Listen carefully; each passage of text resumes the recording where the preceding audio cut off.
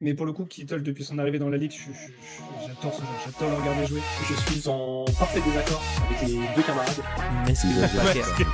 Maston Pater. Excellent. S'il continue Magique. alors qu'il est taillé comme un tuteur à géranium en plus. Et salut à tous et bienvenue dans un nouvel épisode du Front Office. Nouveau bilan, et oui, on charbonne un jour, un bilan. Pour l'instant, on arrive à tenir la cadence, on espère que ça va continuer ainsi. Et aujourd'hui, on va se retrouver du côté de Baltimore pour parler des Ravens. Et je suis très bien accompagné puisque je suis avec... Alors, c'est vrai qu'on fait les bilans de chaque saison. Et on n'a pas fait le bilan un peu du front office. Peut-être qu'on est les grands gagnants aussi de cette off-season parce qu'on a signé du très très lourd avec Monsieur Draft en personne. Salut Alex, comment tu vas ? Salut Anto, je pense que c'est la meilleure intro qu'on a faite pour me présenter. Ça te change de Doug et de son Michel, hein ? Ouais, franchement, ça me change de Doug et de ses clashs interminables, mais non, franchement, merci en tout cas pour la présentation et puis très content d'être là pour parler encore une fois d'une bonne équipe. J'ai l'impression que depuis qu'on a commencé ces bilans d'intersaison, on ne fait que parler des bonnes équipes, on se garde les pires pour la fin. Mais en Voilà. tout cas, ça va être très sympa d'en discuter avec notre invité. Tu l'avais dit en off sur le Discord, hein, pour l'instant j'ai enchaîné Bills, Packers et Ravens. Je ne fais que des bonnes équipes. Donc sachez-le, hein, quand vous aurez un bilan de votre franchise et qu'il n'y aura pas Alexandre, posez-vous les bonnes questions sur l'état de votre franchise. Voilà. Mais en tout cas, aujourd'hui on va parler des Ravens et pour en parler, nous avons Ben qui revient. L'année dernière, si vous vous en rappelez, il était dans sa voiture. Aujourd'hui, il est posé pour parler de ses Ravens. Ben, comment tu vas ? Bah écoute, nickel, merci encore pour l'invitation, ça fait plaisir. C'est-à-dire que j'ai pas été trop mauvais l'année dernière, donc ça c'est cool. Et vu qu'on est dans le passage de pommade, Alex, c'est vrai que je l'avais déjà dit sur Twitter, mais good job sur les fiches draft, parce que c'était sur Twitter, c'était vachement cool à lire et c'était un bon amuse-gueule pour ceux qui voulaient aller un peu plus loin sur la connaissance des prospects, mais c'était parfait sur la config Twitter. Et ça, c'est vachement cool pour la commu française, pour ceux qui découvrent, et il y en a de plus en plus. Eh ben, merci beaucoup pour la dédicace. J'arrête la pommade maintenant. C'est bon. Non, mais t'as le droit. Il est déjà sur la draft 2026, hein, pour tout dire. Il est en total roue libre. Il est déjà en train de... La saison n'a même pas commencé, qu'il est déjà sur la draft 2026. Ben, du coup, est-ce que tu veux un peu te présenter comment tu vas qui es-tu? Où est-ce qu'on peut te retrouver? Et puis, aussi, petite question quand même, mais pourquoi les Ravens, du coup? Ouh, trop de questions là. Tu as Pour le 4 heures. coup, alors, on va plier ça comme au bac en 2 heures de temps. Du coup, moi, je suis les Ravens, ça va pas me rajeunir, mais depuis 2007-2008, c'était 2008, c'est la draft de Flacco et de Ray Rice au second tour. C'était un des tournants de la franchise parce que c'était le rajeunissement et enfin avoir un des premiers franchise QB de l'histoire de cette jeune franchise qui est née en 96. Du coup, j'ai commencé à suivre la NFL en kiffant la défense. Forcément, avec Ed Reed et Ray Lewis, le choix s'est vite porté sur les Ravens. Et après ça, j'ai suivi ça dans mon coin comme beaucoup de gens à l'époque. Et un jour, je me suis dit, tiens, ça se trouve, il y a d'autres couillons comme moi en France qui aiment cette équipe.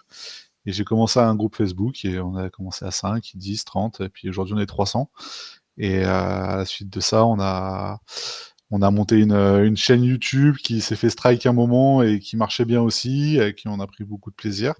Et puis là, on a un Discord, on a là, un groupe Facebook, donc c'est Raven Nation France, pour ceux que ça intéresse de rejoindre.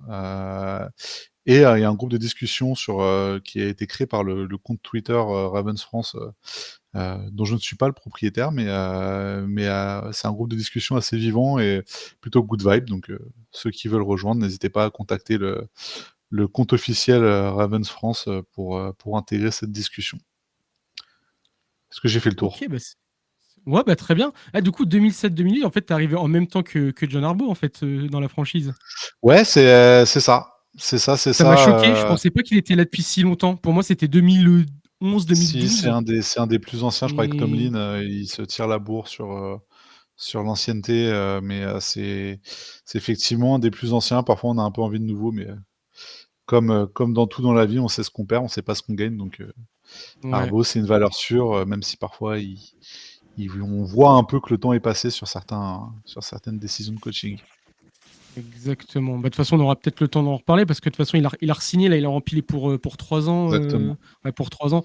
Donc, vous allez encore l'avoir un petit peu avec vous de toute façon. Du coup, pour faire un peu la trame de l'émission, hein, comme d'habitude, on va faire une petite rétrospective de la saison 2024 avec un petit match de référence. Ensuite, on va parler des besoins de l'équipe. On va enchaîner avec la Free Agency, la draft 2025 et puis la projection. On va se faire un peu une hot takes à la GG. En tout cas, avant de vous laisser la main, du coup, pour revenir vite fait dans un aspect plus global, la saison des Ravens, vous avez terminé en 12 victoires, 5 défaites, donc champion de la division pour la 2e année consécutive. En playoff, un petit tour et puis s'en va, 1 victoire, 1 défaite. Je vais déjà laisser peut-être un regard extérieur en parler, puis on reviendra avec toi, Ben. Du coup, Alexandre, qu'est-ce que tu as pensé de la saison des Ravens? Écoute, on en parlait en off, mais les Ravens sont quand même depuis quelques années maintenant avec un quarterback double MVP, une des équipes qui peut prétendre au Super Bowl, en tout cas parmi les favoris sur chaque saison depuis maintenant 3 ans. On sait que là, l'année dernière, ils avaient investi grandement sur le poste de running back avec l'arrivée de Derrick Henry, donc un des meilleurs joueurs de sa génération, ce qui n'est pas rien. Et on l'a vu de toute façon de toute la saison, les Ravens, si je dis pas de bêtises, c'était peut-être la meilleure offense NFL. Oui. Porté par un jeu au sol terrifiant avec Lamar Jackson et Derrick Henry. Lamar Jackson, je crois qu'il a plus de 900 yards et Derrick Henry autour des 1800-1900 yards, donc c'est complètement monstrueux. Et tu as vu, en fait, c'est vraiment ce duo, ce binôme qui a porté cette équipe jusqu'au wildcard et au divisional round. Il y a la frustration, je comprends, je l'entends comment dire, le dénouement du divisional round face aux Bills, qui s'est terminé quand même, où tu sais que c'est un match où tu fais 3 pertes de balles et où ta défense tenait plutôt bien le coup et tu avais quand même vraiment beaucoup d'opportunités de gagner ce match et tu finis quand même 4-2 points alors que tu as perdu 3 ballons et tu n'en as récupéré aucun de l'autre côté. Donc je pense que les fans des Ravens ont pu nourrir de la frustration de ce point de vue-là, parce que c'était quand même une grande saison de leur part en attendant et qui se trouve, on va dire, peut-être au pire des moments. Et voilà, c'est un peu décevant. On sait qu'ils ont eu des lacunes un petit peu en niveau défensif, surtout sur la défense contre la passe. Et à l'inverse, contre la course, c'était une des meilleures équipes, mais contre la passe, je crois que c'était une des pires dans la ligue. Donc voilà, ça reste quand même une équipe très très forte, avec un très gros collectif porté par des individualités vraiment assez exceptionnelles. Mais voilà, il manque très peu de choses pour que cette équipe aille au Super Bowl et je suis impatient d'entendre un petit peu l'avis de Ben à ce sujet-là. Alors du coup, j'ai choisi un mot pour définir la saison. Et j'ai voulu innover parce que l'année dernière, j'avais dit frustrant, je crois déjà, après la défaite en playoff. Et là, je pense que les Ravens, c'est l'équipe qui définit le mieux l'expression américaine, le choke.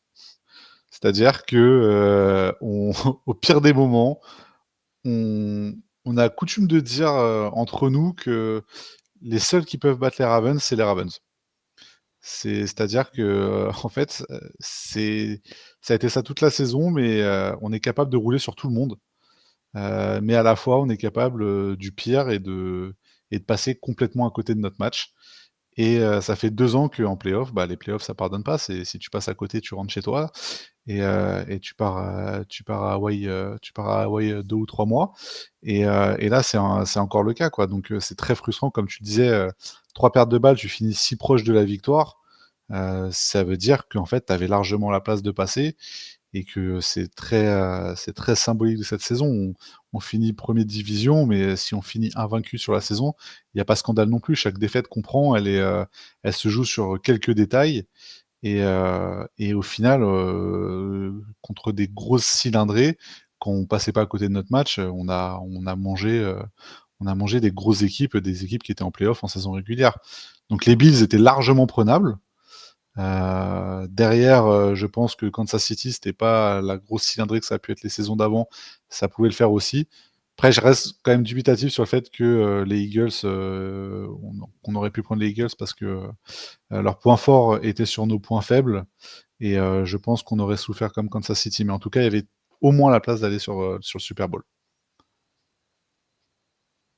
Ouais, tout à fait. Et d'ailleurs, tu parlais de match. Est-ce que tu as un match à mettre en avant, un match référence? Bon, je crois que tu en as deux. Donc, Ouais, bah, du coup, comme, peux en dire quelque chose. ça c'est un peu pour illustrer, ce qu'on disait, sur le fait d'être capable de se battre tout seul. C'est que cette saison, on arrive quand même à mettre 41 pions à la défense de Denver, donc de gagner 41-10, donc on les éteint complètement, avec notre défense et on leur met 41 points, sachant que quand même, c'est la défense avec le défenseur de l'année et qui était quand même, une défense redoutable cette année, la défense de Denver. Donc, un match où on n'a aucune pression, on fait ce qu'on sait faire et tout se passe bien et dans le même temps, on est capable de perdre, contre les Riders à domicile, je crois en plus, c'était, ou les Riders, désolé, mais c'est Alex, mais c'était pas l'équipe qui faisait le plus peur cette année. Donc, Je comprends même pas comment on a gagné. Je vais te dire honnêtement, je comprends même pas comment on a pu gagner ce match vu comment on avait été bah, ce catastrophique. match-là, quand on connaît les Ravens, nous, quand on discutait entre nous devant le match, on l'a vite senti arriver. Fin de 3e quart, tu sais que Ouais, tu passes tellement à côté deuxième mi-temps, d'opportunités que tu sais que tu vas te faire punir à la fin. Tu sais exactement le scénario du match. Donc pour moi, ces deux matchs, ça symbolise parfaitement la saison des Ravens, capable du meilleur contre les meilleurs et parfois du pire contre les pires. Et du coup, non, pour totalement. étayer un peu sur le sujet de l'attaque et de la défense au global sur la saison, au niveau défensif, par rapport à ce que tu as dit, effectivement, on a eu un début de saison qui était hyper compliqué, défensivement, notamment contre la passe, où effectivement on a été 32e, sur 32, sur la première partie de saison. Sachant que c'était Zachary Orr, le coordinateur défensif, où c'était sa première année, parce que Mike McDonald était parti aux Seahawks, pour le poste d'head coach. Et on a tous beaucoup flippé au début, de la saison en se disant, le garçon, il a quand même du matos et l'année dernière, on terrifiait tout le monde et là, ça a du mal à prendre et on a fait revenir, 2-3 coachs vétérans, Dan Pease, Chuck Pagano, entre autres, qui ont dû apporter un peu d'expérience dans la prise de décision et du coaching et sur la deuxième partie de saison, la défense contre la passe finit dans le top 3 de la semaine 8 à la semaine, 18 je crois, ou semaine 9-18. Donc il y a une vraie évolution, donc au final on finit, mid sur les stats, sur les passes concédées, sur les yards à la passe concédée par contre, mais en soi, il y a une vraie évolution et sur la fin de saison, la défense était revenue sur des standards, qu'on connaît, à savoir très dominante et de l'autre côté, en attaque, Todd Monken, dans sa deuxième saison, il nous a régalé. Play call, franchement, après 3 ou 4 ans de souffrance avec Greg Roman, on a enfin eu un coordinateur offensif digne de ce nom et avec l'apport de Henry, franchement, c'est un régal. Lamar Jackson, je ne l'ai jamais vu à ce niveau-là. Ça peut faire débat, mais pour moi, il s'est clairement fait voler le titre de MVP cette année. Pour moi, il est au-dessus de Allen sur toutes les stats, Et en tout plus, il fait simplement. une meilleure saison que Euh, lui l'an dernier, en fait, quand il l'a eu. Après, Ah, je mais pense qu'il clairement, y a, mais du on côté des s'entend. votants, il y a eu ce syndrome de Ouais. Lamar avait déjà 2 MVP, et je pense qu'ils ont voulu juste équilibrer les C'est débats. ça, c'est un peu de la Bah, et c'est Après, compensation, je Allen le pense. mérite aussi, C'était un mais peu. Ouais, et l'année dernière, où, enfin, quand Lamar le récupère, le titre de MVP, Allen, niveau statistique, il était devant aussi. C'est marrant quand même, mais comme quoi, bon, finalement, peut-être qu'il s'attache pas que aux stats, mais c'est vrai que ça peut jouer, ça peut être un peu frustrant. C'est ça, mais même dans le niveau de jeu, alors après, il en a déjà pris 2, donc qu'il en prenne 3. Lamar Jackson, pour le coup, il a pas ce côté diva, très porté sur lui-même comme, beaucoup d'autres quarterbacks ou autres, il est très porté sur l'équipe. Donc lui, il a toujours dit qu'il préférait ramener un Super Bowl que ramener un autre MVP, quoi. Il est plutôt team first, au niveau de la mentalité et mais bon, nous, en tant que supporters, on a les boules parce que vu la saison qu'il nous fait, alors après, au-delà des stats, même dans son jeu, il y a une vraie évolution. Dans ses lectures, dans ses lancers, dans ses prises de décision, il panique moins, il sait tenir sa poche, et avec une O-line, en plus un peu moins forte que ce qu'il a pu avoir auparavant, franchement, c'était un régal à voir jouer cette saison. C'est il a toujours ses moments de folie sur des courses, mais au niveau du jeu de passe, ça devient un QB élite. Juste au niveau, sans parler de ses jambes, juste avec son bras, il commence à devenir élite, en tant que QB traditionnel, quoi. Il se bonifie, hein, c'est un bon vin, c'est un bon Saint-Émilion, j'ai l'impression. Moi, je suis pas le plus grand fan et le plus grand défenseur de Lamar Jackson, mais il faut quand même lui reconnaître que je trouve que il avait quand même un plafond très très haut et il continue de le percer et il reste pas sur ses acquis.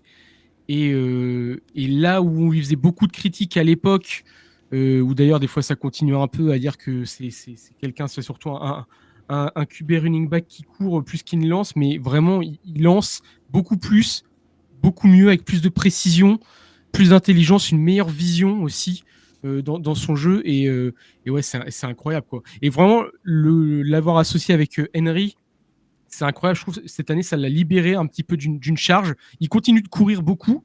Et c'est toujours un danger. Mais je trouve que d'avoir Henry avec lui, ça crée vraiment une double menace. Et ça lui permet de pouvoir souffler un peu et de pouvoir poser un peu plus calmement son jeu. Pour moi, il y a deux facteurs. Il y a effectivement, quand tu as Derrick Henry derrière toi, les défenses, elles s'adaptent différemment. Mais aussi, c'est une des premières années où il a un vrai corps de receveur et tight end qui est potable plus, quoi. Enfin, faut se souvenir que son année de MVP, si je vous donne le nom des receveurs qu'il avait, je pense qu'il n'y en a plus aucun qui venait. Il avait Deshaun Jackson qui avait 37 ans. Il avait Chris Moore qui aujourd'hui, je pense qu'il doit faire des burgers dans un fast-food aux États-Unis. Il avait Seth Roberts. Enfin voilà, que des mecs. Et là, c'était 3 meilleurs C'est les que je vous ai no-names donnés, sur hein. Madden. Donc il a été. C'est un peu ça, ouais. Il a réussi et il était encore une fois Greg Roman. Je pense l'a bridé. Je pense que si on l'avait libéré de ce coordinateur 1 an ou 2 plus tôt, je pense qu'il serait encore plus fort aujourd'hui. Parce que Greg Roman l'a beaucoup chargé sur de la run option parce que c'est son style de jeu. On le voit avec les Chargers aujourd'hui, hein, qui est assez stéréotypé. Mais on voit que sur des lancers extérieurs, etc., il est largement capable, parce qu'avant on disait qu'il peut lancer que sur des tight ends à 10-15 yards, pas beaucoup plus, etc. Mais il a un bras qui est puissant, il a un bras qui est précis. Et aujourd'hui, on voit qu'avec un Zay Flower et un Bateman en pleine santé, il s'éclate et il est capable de lancer des bombes de partout. Après, là, ça va être l'instant un peu polémique, mais je pense que aussi il a été targué de quarterback, running back parce qu'il est black. Si tu prends le même quarterback avec les mêmes stats et le même style de jeu blanc, t'as pas ce débat pendant aussi longtemps.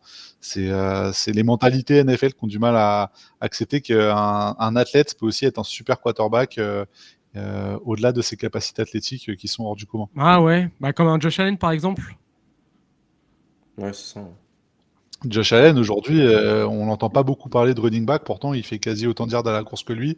Il prend beaucoup plus de pets Ouais. que lui sur les courses, il y va épaule en avant. Et pour autant, on parle de lui comme d'un quarterback et pas du tout d'un running back, quoi. En tout cas, il donne tort peut-être à ses détracteurs, en tout cas sur le terrain, il se bonifie. Et c'est le principal, en tout cas pour vous et pour lui. Donc j'avais oublié, parce que comme d'hab, je vais oublier la moitié de la trame alors que je l'ai sous les yeux. Nous, on vous avait classé 25e dans notre Power Ranking l'année dernière, donc dans le top 7. Donc on s'était pas gouré. Mais bizarrement, c'est marrant, mais c'est sérieux, je trouve, les Ravens, tu vois. Alexandre, tu me diras, parce que toi, du coup, tu n'avais pas participé au Power Ranking, mais j'aimerais bien avoir ton avis là-dessus. Mais je trouve que c'est sérieux. Pour certaines équipes, on parle toujours de fenêtre, attention, de 3 saisons, mais la fenêtre risque de se refermer et tout. J'ai pas l'impression qu'on ait beaucoup ce débat avec les Ravens. C'est toujours une équipe saison après saison, même quand il y a des saisons un petit peu en deçà. C'est toujours une équipe qui fait peur, c'est toujours une équipe qui bosse bien, qui a toujours des gros playmakers, qui a un bon staff, notamment avec le head coach d'installer. Donc voilà, c'est une équipe sérieuse qui est toujours à l'affût. Alors après, ça ne gagne pas, voilà, et ça s'arrête en playoff, c'est comme ça. Mais voilà, ça reste une équipe très très sérieuse et en tout cas, en saison régulière, les Ravens, ça fait toujours le taf. Ouais, non, c'est sûr, c'est une locomotive en saison régulière depuis plusieurs saisons maintenant. Et vraiment, le niveau de cette équipe, voilà, on sait qu'il y a un certain plafond de verre, enfin un tout petit plafond de verre, j'ai envie de dire, parce qu'il y a cette limite où on n'est pas encore allé au Super Bowl avec cet effectif, alors que tu as quand même un effectif talentueux, porté par un super quarterback et des super joueurs derrière. Mais je pense que cette équipe est vraiment à pas grand-chose d'aller chercher une place au Super Bowl et d'aller battre les Kansas City Chiefs ou d'autres équipes, ou vraiment les cadres de l'AFC en tout cas. Comme on l'a vu cette année, hein, on l'a dit en début d'émission, mais tu fais 3 interceptions sur le match le plus important de l'année, et à la fin, t'es qu'à 2 points et t'es qu'à potentiellement une conversion à 2 points de Marc Andrews qui la drop, d'aller en prolongation. Donc tu te dis, même en faisant un non-match un peu offensivement, ou en tout cas en ayant perdu la bataille des turnovers, t'étais passé à ça d'aller jouer les finales de conférence face aux Chiefs. Donc non, les Ravens, je pense, sont une des équipes, une des locomotives de cette NFL et de cette AFC plus précisément. Et ils sont à quelques ajouts d'intersaison, voilà, pourquoi pas aller chercher une place au Super Bowl. Et c'est ce qu'on va essayer de découvrir en tout cas sur cette analyse de l'intersaison des Ravens en tout cas. Exact. Je rebondis sur ce que tu disais, Anto, c'est exactement ça. Les Ravens, quand tu parlais de fenêtres pour certaines équipes, et que les Ravens, on n'a pas l'impression, c'est parfois ce qui est reproché par certains fans des Ravens, c'est que c'est une franchise qui est gérée entre guillemets en bon père de famille. C'est-à-dire que c'est pas une franchise qui va prendre des risques sur une ou deux saisons qui vont signer, qui vont trader des first round pour aller chercher un gros free agent ou enfin un gros joueur d'une grosse équipe ou qui va dépenser des milliers et des cents sur la free agency. Mais c'est une équipe qui se repose beaucoup sur sa draft année après année et qui essaye toujours de re-signer ses propres joueurs en priorité. J'ai pas souvenir, à part Derrick Henry l'année dernière, de beaucoup de gros éclats. Nous, c'est très frustrant en tant que fans, mais on sait que les premières vagues de free agency, on va jamais voir une news sur les Ravens sortir.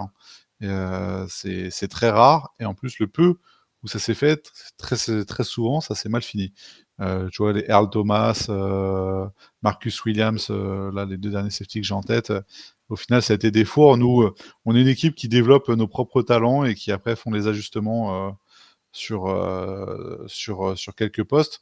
Mais là, la dernière fois, je m'étais fait l'exercice où j'avais regardé nos starters, que ce soit en attaque ou en défense, à part 3-4 gars, tout le reste, c'est que des joueurs qui ont été draftés par les Ravens. Quoi. Ouais, tout à fait. Tout à fait. Est-ce que, Alexandre, tu veux rebondir ou est-ce qu'on passe aux besoins des Ravens avant le début de cette off-season? Oh, je pense qu'on était complet. Je pense là on peut aller sur la free agency, voir s'ils sont bien débrouillés. Eh ben, justement, alors on va partir sur la free agency. Alors, Ben, dis-nous. Alors, non, d'abord, on va faire les choses correctement, s'il vous plaît. Donc, nous, on avait noté un petit peu les grosses signatures, en tout cas, du côté de la free agency. Alors, déjà, au niveau du cap space, au début de la free agency, vous aviez 10 millions de dollars de cap space, si je ne m'abuse. Et en grosse signature qu'on pouvait ressortir, hein, alors on a DeAndre Hopkins, le receveur qui venait de Kansas City. On a eu Cooper Rush, QB du côté de Dallas. D'ailleurs, très bon backup. Moi, je suis content de ça pour vous, entre parenthèses.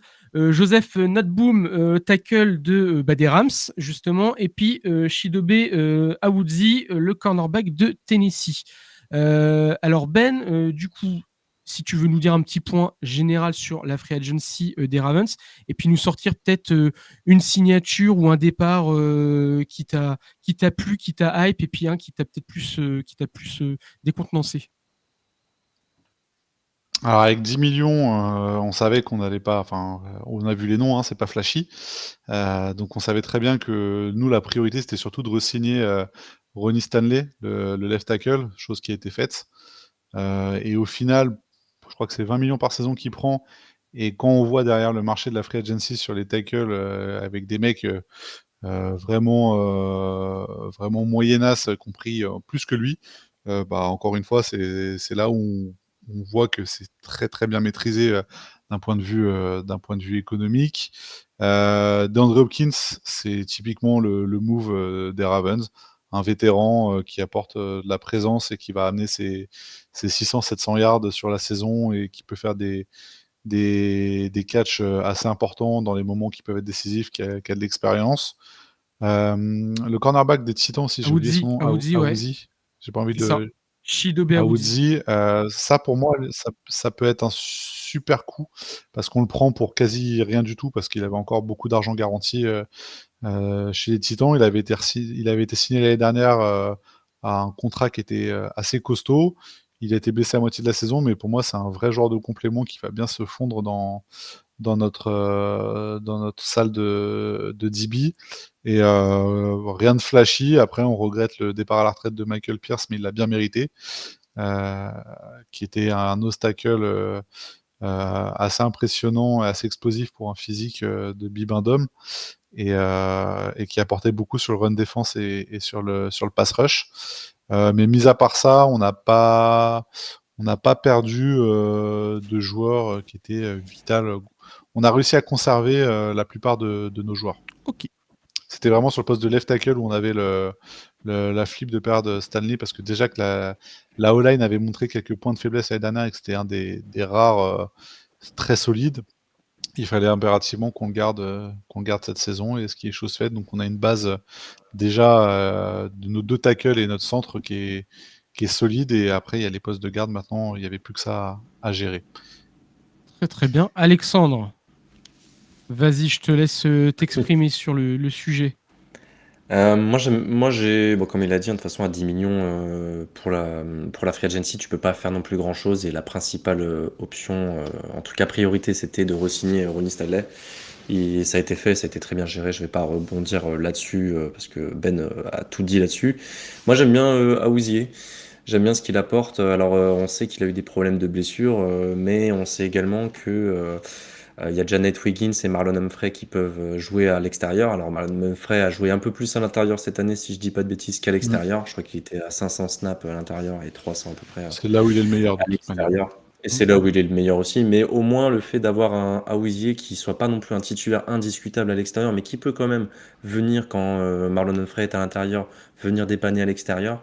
Ça, je trouve, c'est toujours intéressant et tu lui demanderas pas non plus d'être ton cornerback numéro 1 ou en tout cas un joueur qui va jouer 100% des snaps, hein, s'il arrive à jouer déjà 70% des snaps, mais à bonne intensité, à un bon niveau, et comme ça tu limites aussi le risque de blessure, ça je trouve ça c'est toujours intéressant. Et j'ai bien aimé John Jenkins, l'arrivée, alors moi je connais bien, il était aux Raiders, c'était Ouais. un defensive tackle qui était titulaire chez nous ces dernières années. Je pense qu'en tant que titulaire aujourd'hui, il est assez vieux encore, je crois qu'il a 35 ans, mais il a rendu des fiers services chez nous. Alors c'est plus, je pense qu'il a plus un niveau autant indiscutable pour être un titulaire, mais par contre il arrive pour remplacer un Michael Pierce qui est parti à la retraite et tu viens pour t'installer derrière un Travis Jones qui monte en puissance du côté de la defensive line des Ravens et surtout à côté d'un Madou Buquet qui est toujours ton indéboulonnable ta star en tout cas sur cette D-line qui a été payé en conséquence et qui est toujours un joueur ultra solide à ce niveau-là. Et moi je trouve dans la rotation avoir un John Jenkins qui est une présence en tant que vétéran, ça va t'apporter, ça va aider certains rookies dont on va parler juste après aussi, qui sont arrivés sur cette position-là. Donc non, moi je trouve que c'est une intersaison plutôt solide. Tu vas te renforcer, tu vas combler les petits besoins que tu avais qui étaient assez importants, tu vas combler des départs en retraite ou quoi que ce soit. On en a peut-être pas parlé, mais le départ de Mekari sur la O-line, qui est quand même pas négligeable en tant que garde, qui est parti aux Jaguars pour son contrat. Pas regretté. Je pense, voilà, je pense que c'est, voilà, je pense qu'il y a des fans des Ravens qui sont peut-être pas les plus insatisfaits, en tout cas quand tu vois le prix sur lequel il a été signé. Moi, je comprends totalement que vous l'ayez pas signé. Je comprends que vous l'ayez laissé partir, aller prendre aux Alors pour Jaguars. le coup, Et je pense Mekari, que vous allez prendre c'est plus tard dans le temps. un gars qui a une histoire qui est plutôt cool et tout, qui était un super sixième homme en fait de ligne, parce que le mec il peut jouer centre, il peut jouer garde, il peut jouer tackle.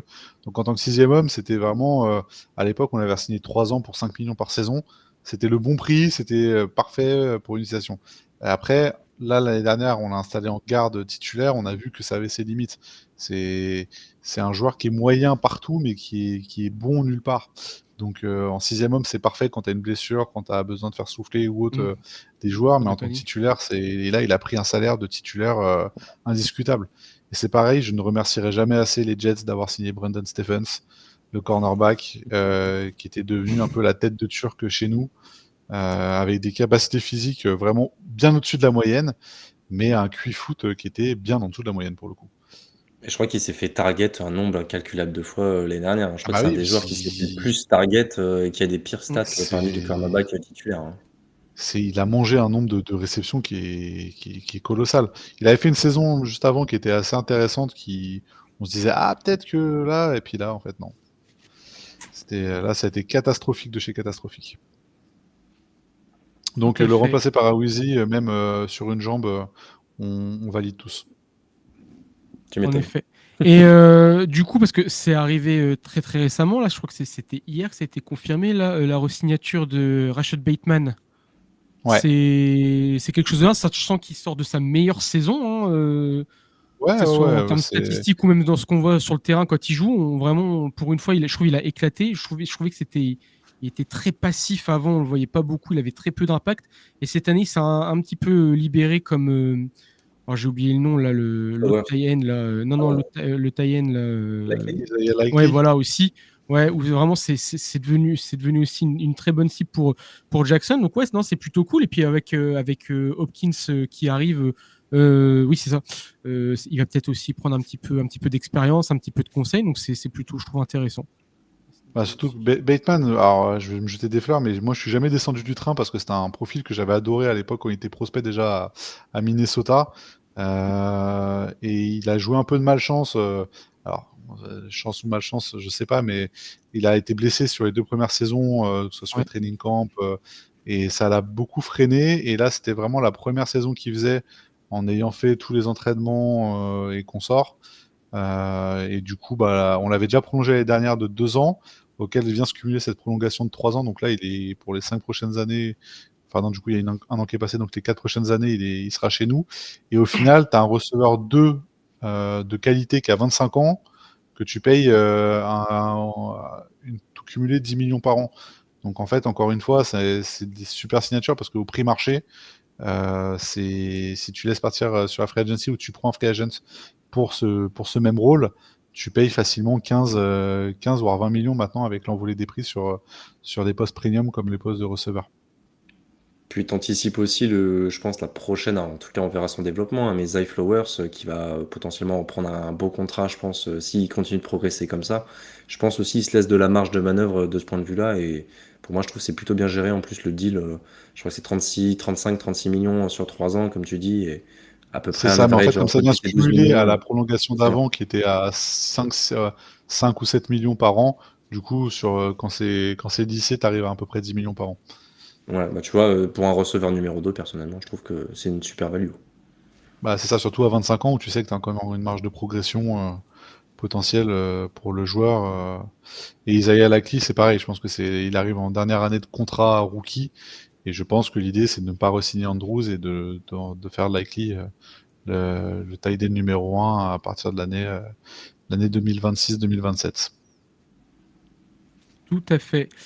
Et du coup, comme je le disais tout à l'heure, moi j'ai bien aimé aussi Cooper Rush, parce que n'empêche, on lui souhaite pas, mais vu comment aussi il joue, et même si c'est un beau bébé, Lamar Jackson n'est jamais, il est un peu une épée de Damoclès, il peut se taper une Mm. blessure à tout moment.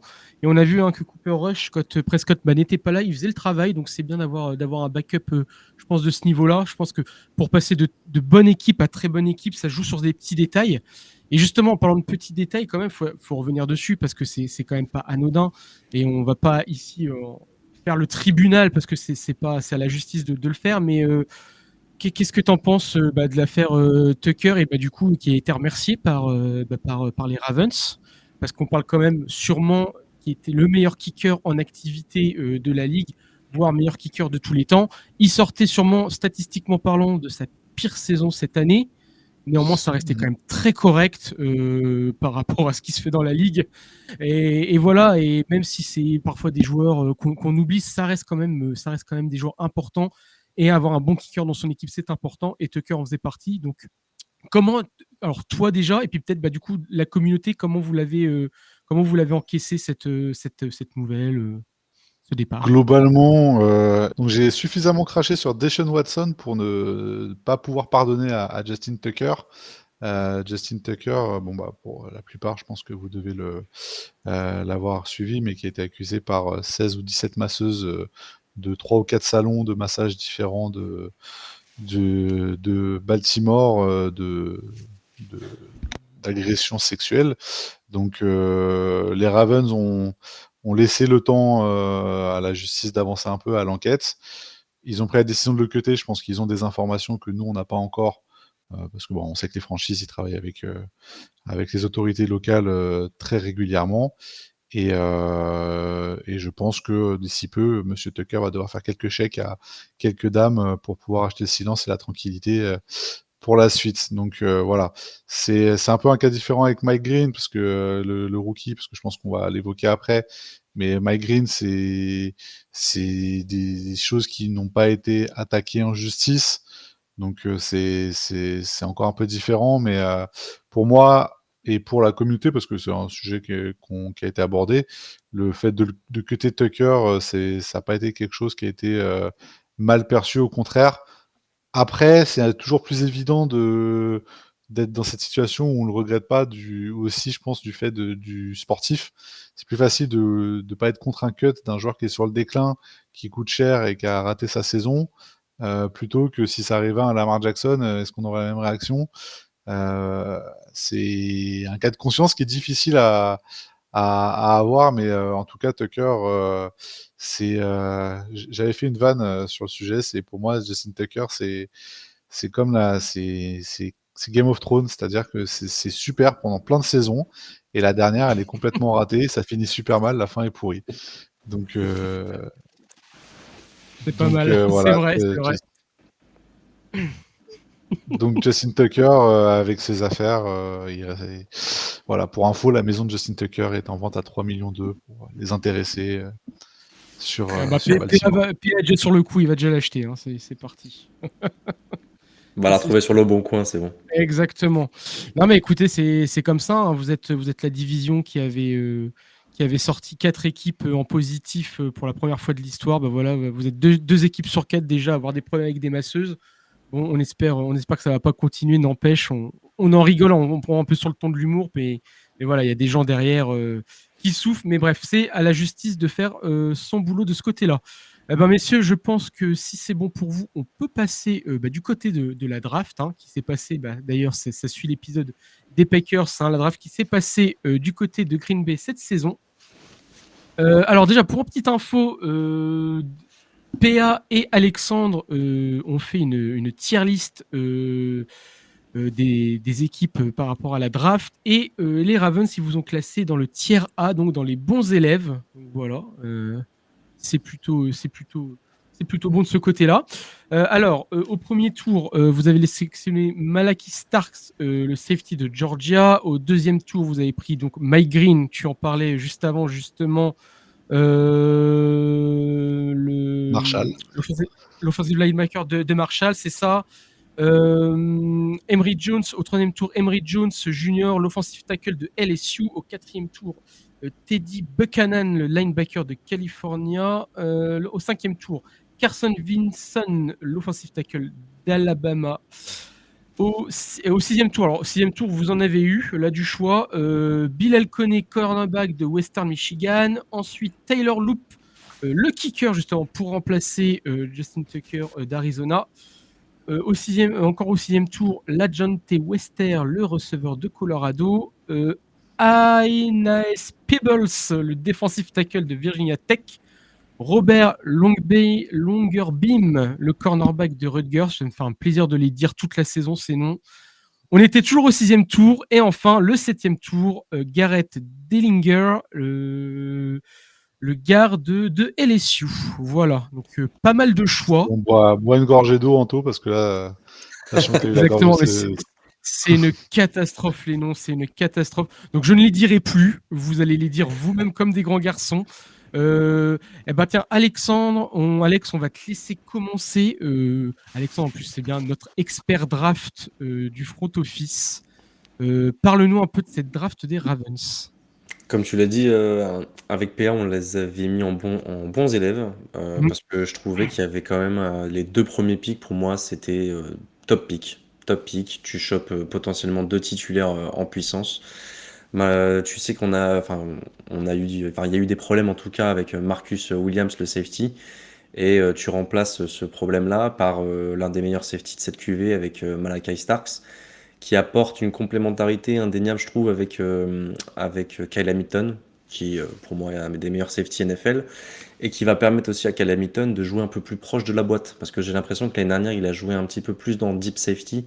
Et je trouvais ça un petit peu dommage parce que pour moi, c'est un joueur qui doit être proche de la boîte parce que, vu ses qualités athlétiques et son gabarit, qui est complètement impressionnant, pour moi, c'est un joueur que tu peux aligner sur énormément de packages, qui peut être vraiment une pièce d'échec impressionnante pour un coordinateur défensif. Donc pour moi, le mettre en deep safety, ça peut être un peu, comment dire, pas contraignant, mais tu profites pas à fond de toutes ses qualités. Pour moi, Malachi Stark peut amener cette complémentarité-là. L'avantage en plus de Malachi Stark, c'est qu'il a cette polyvalence qui est vraiment indéniable, en tout cas dans son jeu. C'est un joueur qui peut jouer nickelback, qui peut jouer strong safety, qui peut jouer dans le deep. Il peut même faire des reps en tant que cornerback. Je l'ai déjà vu tenir des receveurs en respect à l'extérieur. Donc pour moi, c'est un joueur qui a vraiment des grosses qualités. Alors, par contre, il a quand même encore du travail, notamment au niveau de ses lectures.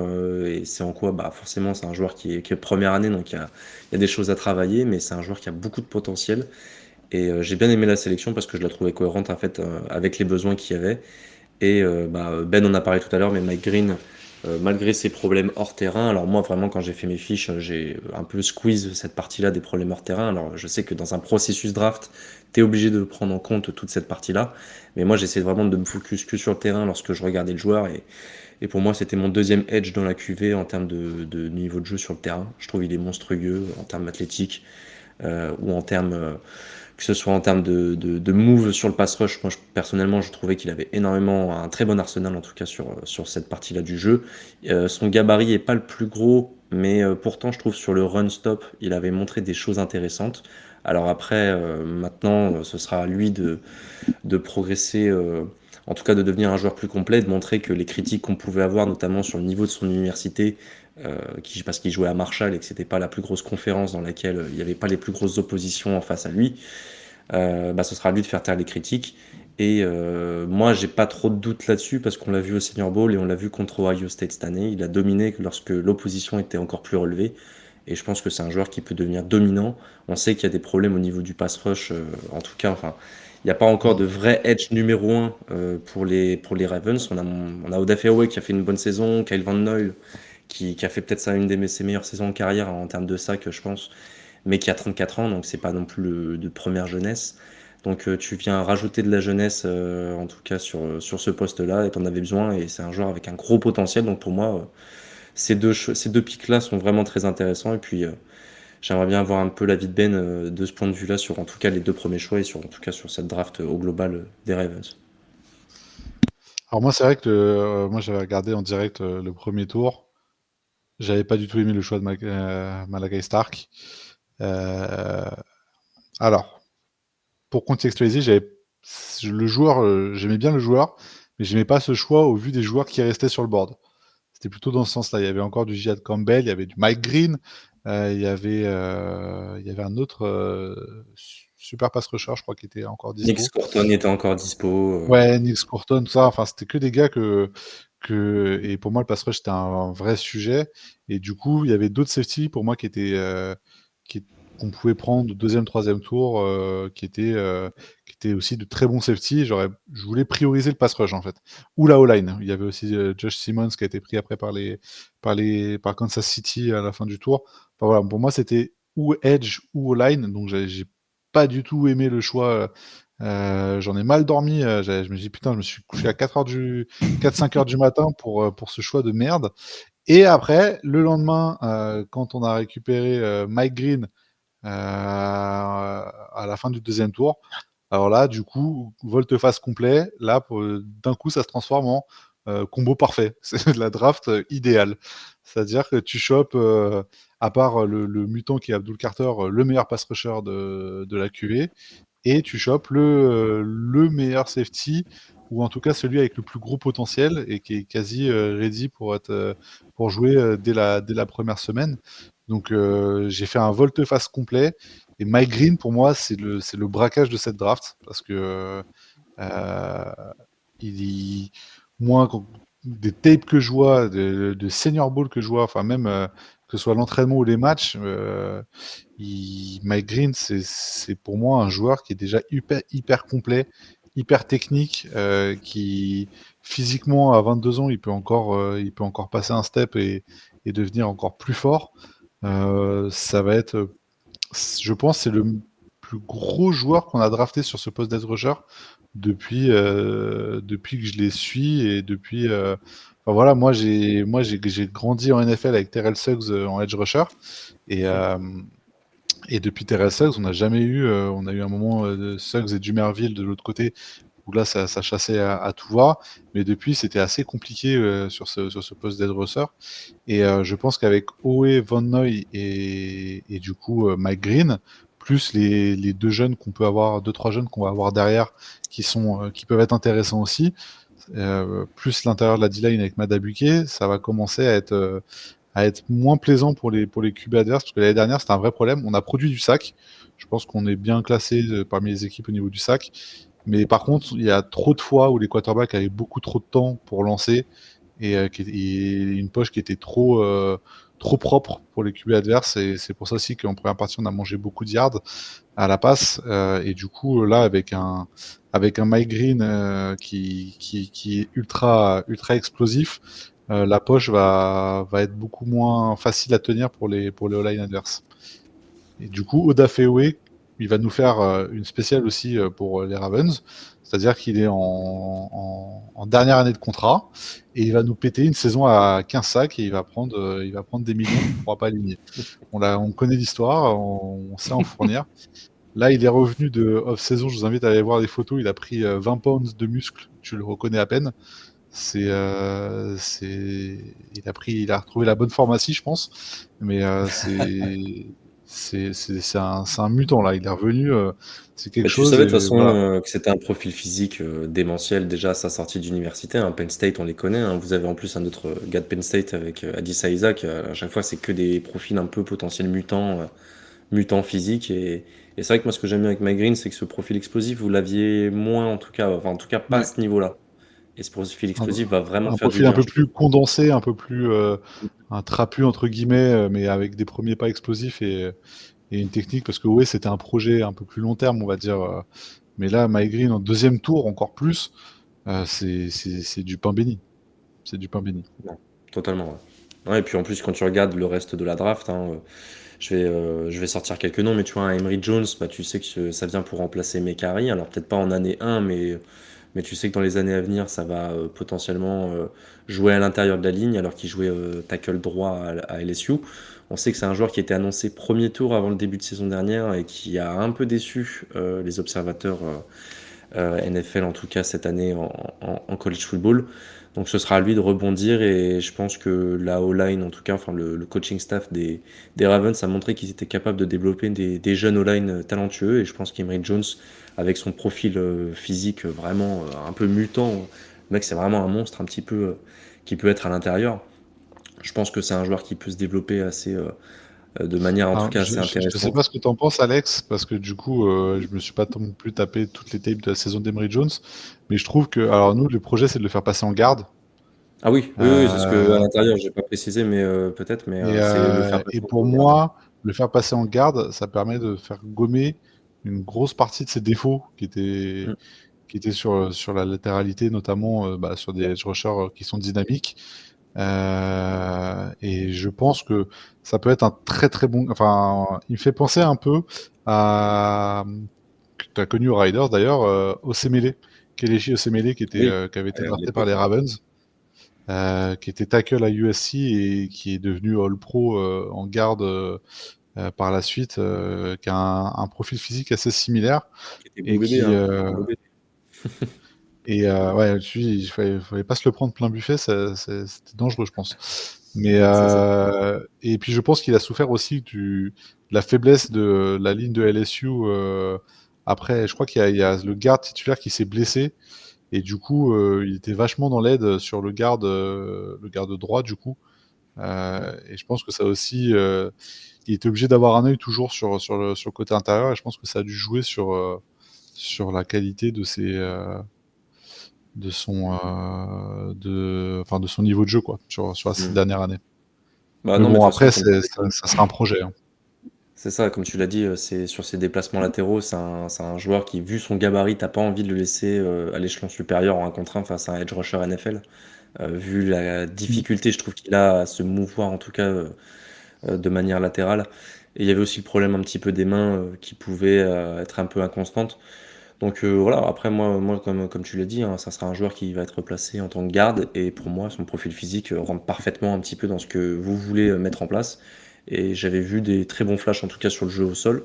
Je pense, voilà, dans un premier temps, ça va être un joueur de rotation, peut-être ce 6e, lineman, en tout cas Je pense que qui va avoir une ça va rotation, batailler au training camp, s'il fait un bon mmh, training camp, il peut-être avec Ben prendra la place de Cleveland, starter. c'est ça, Pour à moi, ça voir va se avec bagarrer avec Ben Cleveland ou avec Voriz de l'autre côté. Enfin, au poste de garde, c'est assez ouvert hein, chez nous. c'est Donc, ça. c'est. Ouais. Et en Et tout cas, ouais.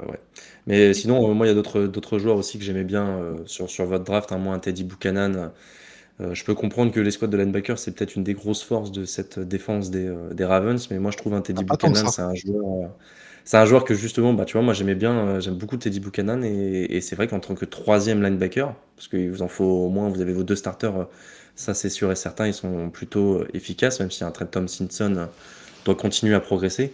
Et je trouve un Buchanan peut être un profil intéressant parce que c'est un joueur qui a, je trouve, pas énormément de défauts, plutôt un joueur complet qui peut tout de suite, même dès l'année 1 ou en tout cas fin d'année, fin de première année, pourquoi pas taper à la porte d'une place de starter ou en tout cas pousser un petit peu Trenton Simpson dans ses retranchements pour le pousser à élever son niveau de jeu. Et ça, je je vais trouve, être dans la c'est une rotation. bonne chose.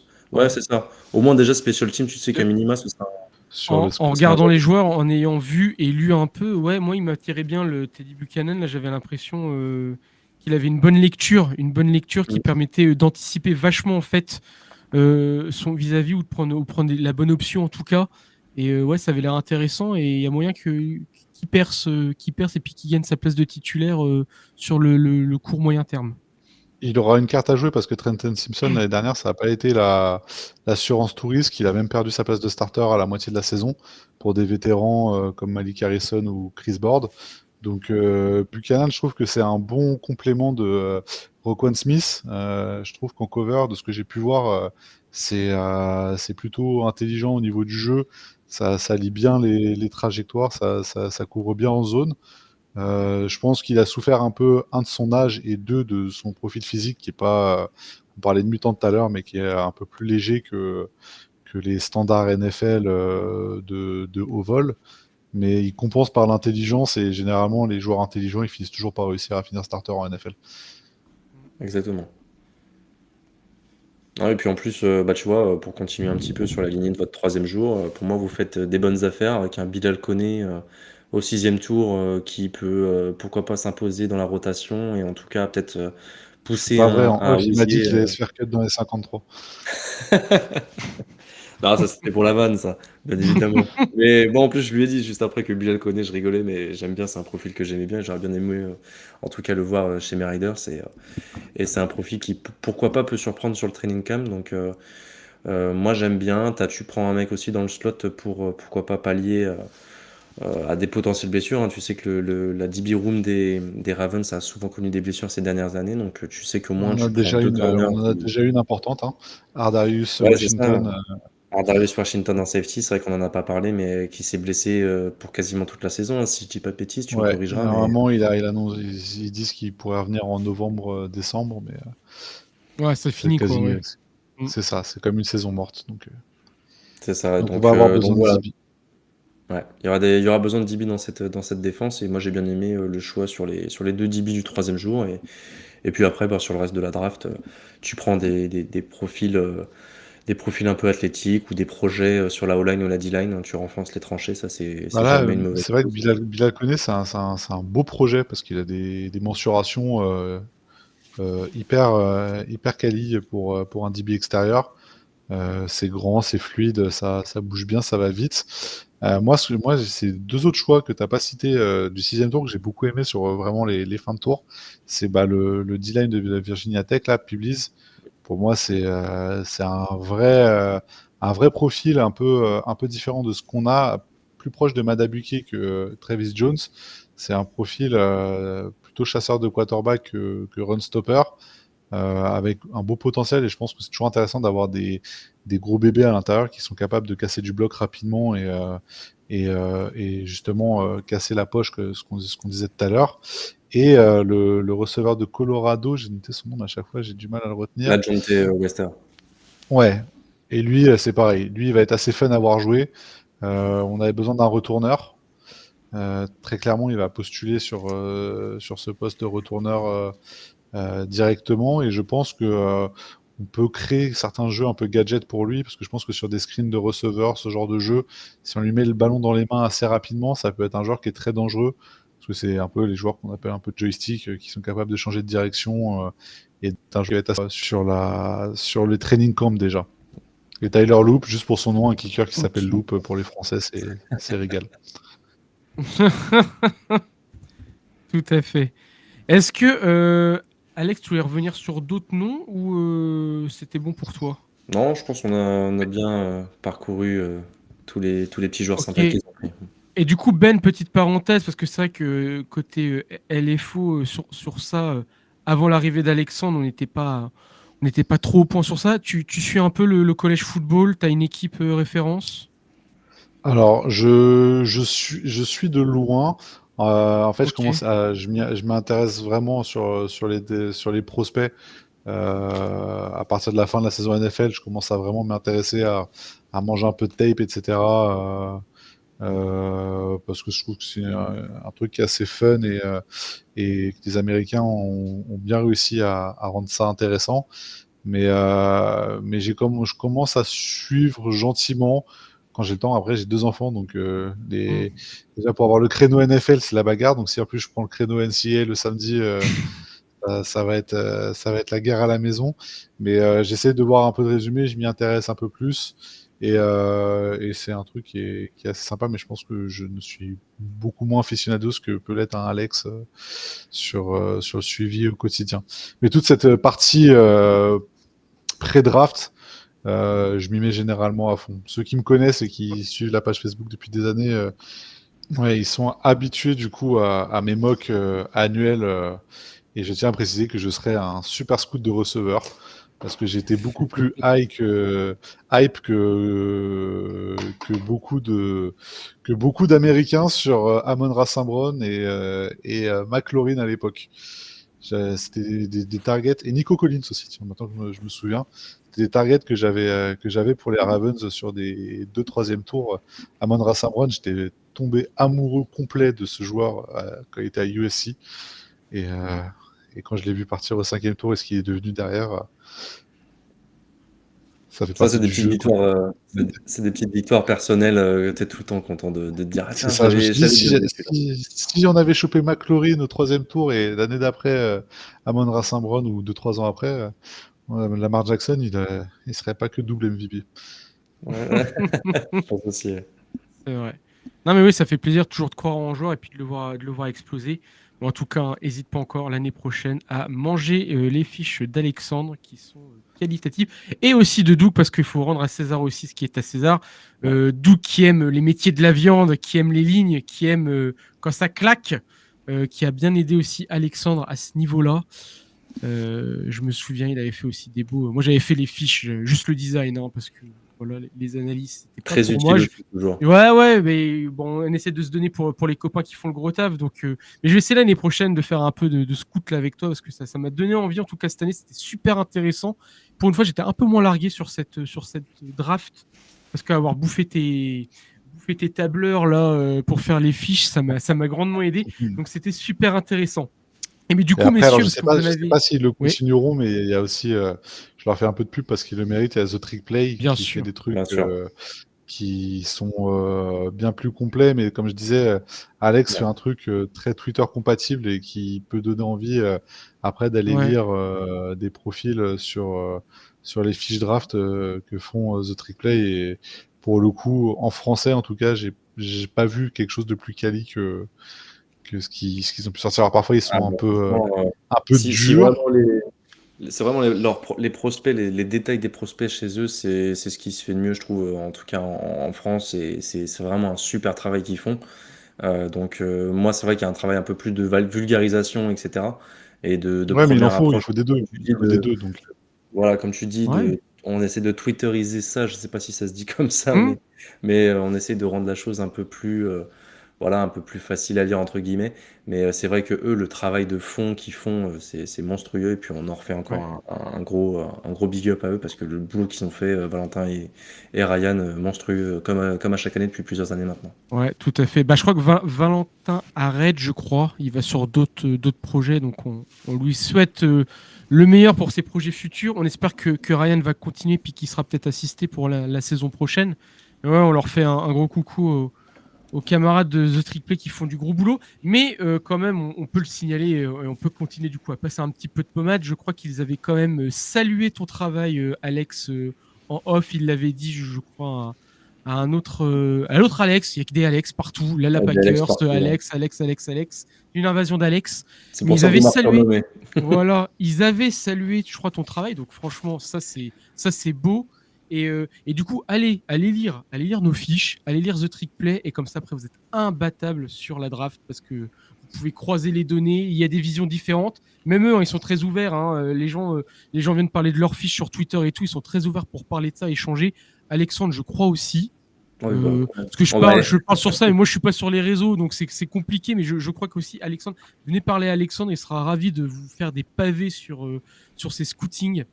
Donc Et puis voilà, mais dans c'est bien pour la dans commu. cette période où on se pignole fort sur tous les joueurs qu'on a draftés, allez sur The Trick Play, quand il y a une fiche d'un de vos joueurs, ça vous fait un peu redescendre sur terre et, et ça vous permet de ne pas attendre mondes et merveilles et un All Pro dès la saison rookie parce que pour le coup, ils sont un peu moins, eux-mêmes, comme ils le disent, bisounours sur certains profils et au moins on sait à quoi s'attendre. Tout à fait. Tout à fait. Bon, je pense qu'on peut refermer la parenthèse.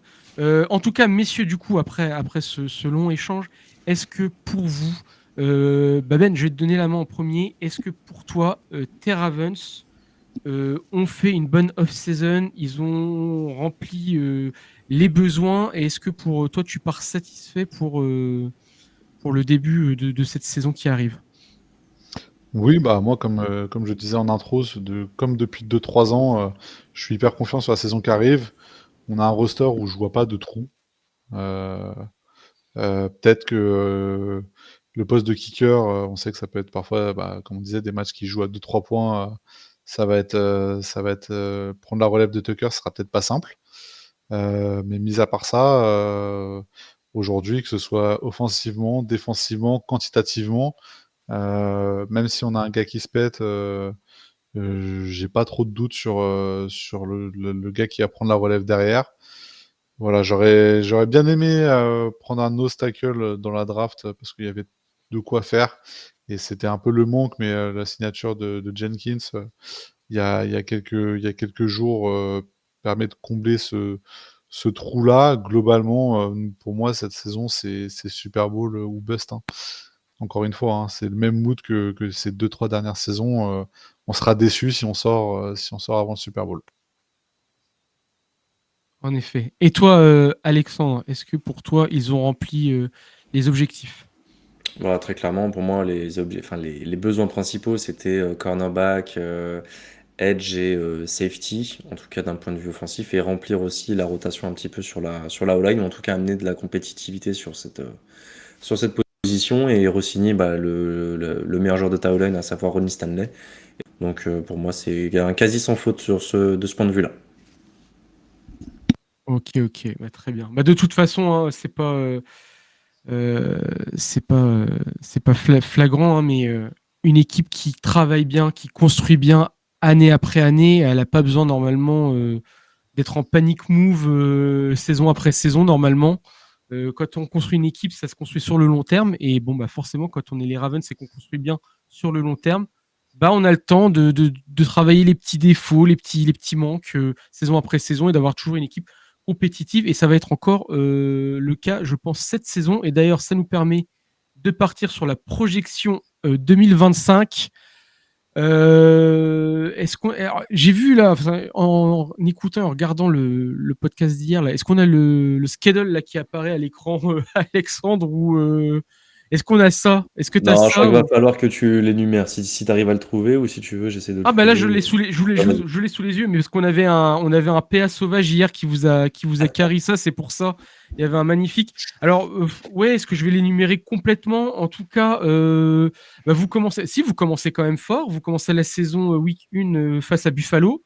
Vous enchaînez Revenge. Cleveland, voilà, Cleveland, Détroit, Kansas City, Houston, Los Angeles. Faut commencer, faut être réveillé dès le début de saison. Vous avez la bye week en semaine 7, c'est quand même relativement tôt, surtout pour une équipe qui vise elle directement les playoffs. Donc forcément, il y aura la fatigue aussi qui va peut-être s'accumuler ensuite. Puis ensuite, vous enchaînez les Bears, les Dolphins, les Vikings, les Browns, les Jets, les Bengals, les Steelers, les Bengals, les Patriots, les Packers et de nouveau les Steelers. Les Steelers, avec le Jedi Aaron Rodgers, là, qui d'année en année se transforme de plus en plus en site qu'autre chose. Mais bon, ça c'est une autre histoire. Ben, qu'est-ce que t'en penses de ce calendrier? Qu'est-ce que tu vois pour les Ravens cette saison? Comme tu l'as dit, début de saison qui va être chaud. Il va falloir être prêt de suite parce qu'on a un front de la grosse cylindrée. Et on sait que la NFL, ça peut aller vite. Si tu commences en 1-3, 1-4, parce que tu perds des matchs de 2-3 points, c'est serré, mais tu les perds. Ta saison, elle peut vite partir en vrille. Donc c'est important de bien démarrer. Je suis un peu plus confiant sur la deuxième partie de saison. En AFC North, je trouve que le niveau s'est un peu dégradé. Alors, je vous laisserai en parler avec les habitudes de franchise, mais un Bengals me fait beaucoup moins peur.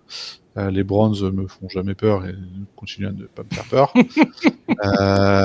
Les Steelers, je crois pas du tout en l'épopée Rodgers, mais bon, les Steelers sont toujours chiants à jouer, quoi qu'il en soit. C'est un peu comme les Ravens, c'est une franchise qui est bien gérée, donc qui est toujours compétitive, malgré parfois des trous dans l'effectif. Donc je pense que qualitativement, la FC Nord sera moins relevée, donc il y aura plus de place cette saison que les saisons, que les deux dernières saisons en tout cas. Et du coup, ça va passer pour les playoffs. Après, combien de victoires, combien de défaites, je t'avoue que je serais incapable de te le dire là aujourd'hui. Mais je pense que ça passera largement pour les playoffs. Ok. Et juste comme ça, je me permets, on l'avait pas prévu dans la trame, on se l'était pas dit, mais des trois équipes de la division que tu vas affronter quand même 2 fois, c'est laquelle tu penses qui va t'embêter le plus durant la saison? Les Steelers. Les Steelers? On aime se détester avec les Steelers. C'est une franchise qui est notre rival principal, mais pour qui j'ai de l'affection parce que c'est des. Moi, comme je disais, j'ai suivi à l'époque où il y avait Paul Amalou, tous ces mecs-là qui m'ont fait kiffer aussi. Et ça a toujours été une saine rivalité. Et à chaque fois qu'on joue chez eux, c'est toujours un traquenard, quel que soit. Ils peuvent être en 1-10 et nous en 10-1. Si on va chez eux, la victoire est loin d'être assurée. Et du coup, c'est eux que je crains le plus parce que Tomlin, c'est un putain de coach aussi. Ils sont capables de sortir une saison solide malgré un effectif que je trouve un peu déséquilibré. Après, quand je disais les Bengals et Browns, Bengals, tu parlais de fenêtre tout à l'heure, je pense qu'ils sont passés complètement à côté de leur fenêtre et que là, ça va devenir compliqué. Et les Browns Ils construisent n'importe resteront les comment. Browns. Et les Browns resteront les Browns, donc ils ont 5 QB, mais 0 titulaire. Les Browns, c'est particulier. Ah, mais ils cherchent à se faire mal, j'ai l'impression. Mais bref, ça c'est une autre histoire, on en discutera quand on fera les bilans de ces franchises, mais les Browns, ils aiment se faire battre, j'ai l'impression. Alexandre, quel est ton avis pour la saison des Ravens? Bah écoute, moi j'ai des grosses attentes parce que comme on l'a dit, c'est une des off-season qui a été le mieux gérée, en tout cas dans un premier temps, par un des cadors de cette NFL et de cette AFC. Donc pour moi, je vois j'ai assez des grosses ambitions sur leur parcours en 2025. Et pour moi, si je dois faire un petit pronostic de victoire, je partirais sur 14 victoires et premier de l'AFC. Ce serait 14, c'est ma petite hot take, on va dire. 14, Bah, c'est je, beau, je hein. signe, je signe où? Non, mais tu vois, par exemple, enfin, pour le préciser un petit peu plus, ce 14 victoires, moi, je sais que tu as l'enchaînement. Bon, tu as un Bills, Lions, Kansas City Chiefs sur les 4 premières semaines. Mm. Donc, tu sais que c'est des matchs compliqués, mais vaut mieux les prendre en début de semaine quand ces équipes-là sont pas trop rodées. On sait que les Lions ont perdu Ben Johnson. On sait que comment dire, Ils les ont perdu Bills, leur défensif coordinateur aussi. Ils ont perdu leurs deux en plus, coordinateurs, les ils ont Lions. perdu Aaron Glenn en plus. Tu sais que les Chiefs ont quand même encore ce goût de la défaite amère et on sait pas vraiment est-ce qu'ils se sont vraiment renforcés durant cette intersaison. J'ai un peu des doutes. Et bon, même si ça reste toujours les Chiefs, ce sera un match compliqué. Et les Bills, il y a ce côté un peu revenge game. Et je pense Mm. que les Ravens auront les Les dents crocs. bien acérées, ils auront les crocs, comme tu dis. Ouais, non, je pense que les Bills, Pour on aller va leur gagner rouler ça. dessus. J'ai pas trop de doutes là-dessus. Mais Lions et puis Mahomes, qu'on aime ou on n'aime pas, Mahomes, Ah, ça c'est va un être des génie du matchs football compliqués. et Mahomes, il est capable de gagner à lui tout seul quand il l'a décidé, quoi. C'est ça, mais tu vois, tu affrontes vraiment les plus grosses équipes sur ça, vraiment ta première partie de Mm. calendrier, donc les moments où Ouais. les équipes sont un peu le plus en rodage, et toi, tu es quand même des équipes qui a le moins bougé ou qui a gardé vraiment ses forces ou ton noyau dur assez intact et tu as renforcé cette équipe-là. Et à la fin de saison, bah, tu affrontes des équipes qui sont potentiellement à la course à la draft pour certaines. Donc pour moi, je pense que ça peut être un calendrier qui peut être vraiment favorable et qui peut permettre pour moi une saison à 14 victoires, en tout cas comme je les vois faire. J'aurais pas trop de problème à les Que voir les faire dieux du foot ce t'entendent. bilan. Ah, tu les vois haut. Moi, j'aurais mis, comme cette saison, un petit 12-5. Par contre, avec une très bonne maîtrise côté match intra-division. Ça, pour moi, ils sont clairement au-dessus des 3 autres. La bye week en 7, vu qu'ils vont aller en playoff, je suis un peu triste pour eux. Je trouve ça un petit peu tôt. Mais après, voilà, on n'est pas à l'abri de ces quelques défaites. Tu l'expliquais très bien, Ben, tout à l'heure, c'est ces petites défaites où tu arrives et tu te dis, bon, voilà, vu le bilan des Ravens, cette semaine, ça va être facile. Et par exemple, en semaine 12 contre les Jets, la défaite stupide, voilà, tu comprends pas, c'est un gros point d'interrogation. Donc voilà, ça va être un 12-5, mais ça va aller en playoff tranquillement. Ça va encore dominer la division cette saison. Et puis voilà, à eux de faire le step-up maintenant en playoff. Clairement. Clairement, c'est Bills Kansas City, c'est les deux targets qu'on a tous en tête et c'est ces deux équipes qu'il va falloir aller taper chez eux, chez nous, partout, mais qu'il faut qu'on aille parce que Kansas City, même l'année dernière, en première semaine, on perd de quelques centimètres de pied de Likely sur la dernière seconde. Enfin, on est proche, on sait qu'on est proche. C'est quand tu perds, quand tu te fais démonter par une équipe, tu te dis bon bah là ils sont plus forts, c'est une chose, mais c'est bien plus frustrant de perdre contre une équipe contre qui tu sais que tu as les moyens de gagner. Totalement. Est-ce que vous avez quelque chose à rajouter, messieurs? Je pense qu'on a été bien complet. Hein. Ouais, je trouve aussi. Ben, content? Ah bah écoutez, moi c'est toujours un plaisir de venir vous exposer mon point de vue sur les Ravens. Ça a été un bon entraînement parce qu'on va reprendre les podcasts d'ici peu sur pour les fans des Ravens ou ceux qui vont vouloir suivre la saison avec nous.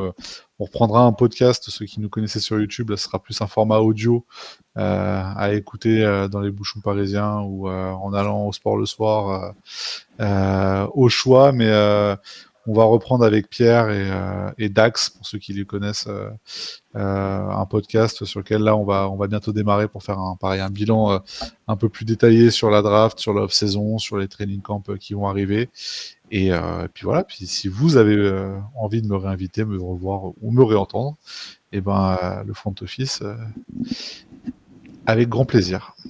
Ah ben, avec grand plaisir. Et de toute façon, le rendez-vous est déjà pris parce qu'en off, tu nous as dit que si tu revenais l'année prochaine pour refaire le bilan off-season 2026, du coup, que je me trompe pas d'année, il y aurait le studio derrière toi, par exemple, qui serait tout prêt, tout C'est fait, tout beau. Donc, voilà, tu nous as déjà Faudrait que je promis cale, des choses. Faudra que je Nous, on cale tient, hein. mon planning avec ESPN, mais ça devrait le faire. Ah bah, excuse-nous. Il n'y a pas de souci, mais tu reviens avec grand plaisir. Je sais pas si t'as donné le nom du podcast. Non, parce que pour l'instant, il n'y a pas de nom. Donc, on va, vu qu'on s'est fait strike pour usurpation d'identité, on va bien le travailler le nom pour le podcast. Je sais bien. Hein. Ouais, Le vous strike. trompez pas cette fois, hein, parce que là, tout le monde va vous attendre, hein, du coup. Hein. C'est ça. Mais en tout cas, voilà, on fera de la pub de partout. Si vous voulez parler avec nous des Ravens, voir un peu quelques articles qu'on peut faire, c'est Raven Nation France sur Facebook. Sur Twitter, je suis pas très actif, donc ça sert à rien de donner mon compte. Et puis après, je compte sur vous pour faire la pub, pour retweeter quand il y aura les liens pour nos podcasts. Et avec grand plaisir de vous retrouver pour faire des bilans en cours de saison ou en fin de saison avec vous. Eh ben, écoute, c'est parfait. Le plaisir est partagé. Alex, est-ce que tu as un petit mot pour la fin ou c'est bon pour toi? Non, toujours un plaisir en tout cas d'avoir des invités qui parlent aussi bien de leur franchise et j'espère que ça plaira aux auditeurs, en tout cas cet épisode. 1h16 en tout cas, je pense qu'on a été plutôt complet en tout cas sur toute l'intersaison et même les projections, etc. Donc j'espère que les auditeurs vont prendre plaisir à nous écouter. Ouais, je pense. Hein, pour l'instant, ils sont contents. Il y a on a des bons retours pour l'instant sur les premiers épisodes. Je pense qu'avec les Ravens, ça va continuer. On attend bien sûr les épisodes des franchises nulles, podcast auquel Alexandre ne participera pas forcément, vu qu'il ne fait que les bonnes franchises. Bon, en tout cas, nous aussi, hein, la petite pub, hein, n'hésitez pas à nous suivre sur Twitter /X, sur Instagram et Thread, je crois, sur Blue Sky, bien sûr sur YouTube. Twitch, hein, on est maintenant partenaire, donc venez, les lives vont bientôt reprendre, en tout cas après la folie des bilans, normalement ça va reprendre pour faire du contenu jusqu'au début de la saison, en tout cas déjà. Suivez-nous aussi bien sûr sur vos plateformes d'écoute préférées, et puis bien sûr venez si ce n'est pas encore fait sur le Discord, hein, on est 150, un peu plus, il y a du monde, ça parle beaucoup dans tous les canaux, ça échange entre les diverses communautés, les différents fans des franchises. Donc vraiment venez, c'est un plaisir de pouvoir échanger avec vous, et puis de pouvoir aussi faire des projets avec vous sur Discord. Donc ça, c'est cool. En tout cas, merci de nous avoir écoutés. Super épisode. Ben, encore une fois, merci à toi. Alex, merci pour tout aussi. Vraiment, tu as fait une entrée de feu dans le front office. C'est un plaisir de t'avoir avec nous. Merci à tous. Bonne écoute, bonne journée ou bonne soirée suivant à quelle heure vous écoutez le podcast. Et réécoutez-le aussi. Faites-vous plaisir. Et puis vive le football.